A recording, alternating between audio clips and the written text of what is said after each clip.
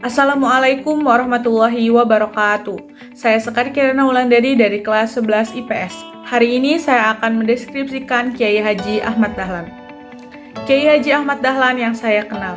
Kiai Haji Ahmad Dahlan adalah salah seorang pahlawan nasional Indonesia yang lahir di Kauman, Yogyakarta pada tanggal 1 Agustus 1868. Beliau memiliki nama kecil Muhammad Darwis. Beliau adalah putra keempat dari 7 bersaudara dengan ayah bernama Kiai Haji Abu Bakar, seorang ulama dan khatib terkemuka di Masjid Besar Kesultanan Yogyakarta.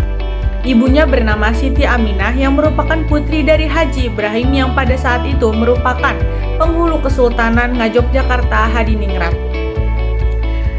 Ketika masih kecil, Dahlan tidak mendapatkan pendidikan dari sekolah, melainkan dari ayah, teman, serta saudara iparnya. Pada usia 8 tahun, Dahlan sudah mampu membaca dan menyelesaikan Al-Quran. Pada usia 15 tahun, Dahlan menunaikan ibadah haji ke Mekah dan tinggal di sana selama 5 tahun.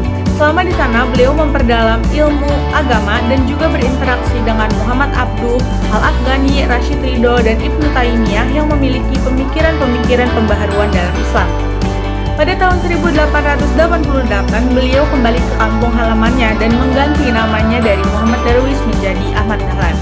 Di tahun itu juga beliau menikah dengan Siti Walidah atau Nyai Ahmad Dahlan.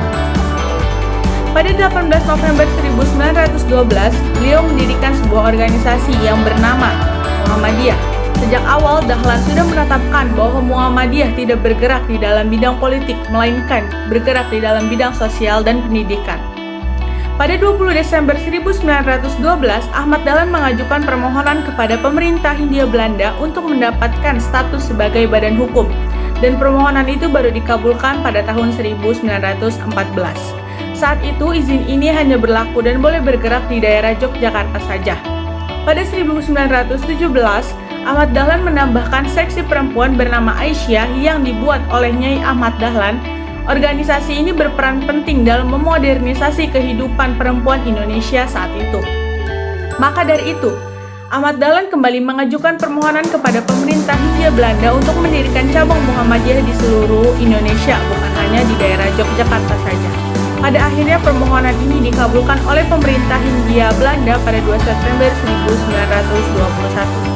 Ahmad Dahlan meninggal dunia di usia 54 tahun di Yogyakarta pada 23 Februari 1920. Sekian dari saya, kurang lebihnya mohon maaf. Wassalamualaikum warahmatullahi wabarakatuh.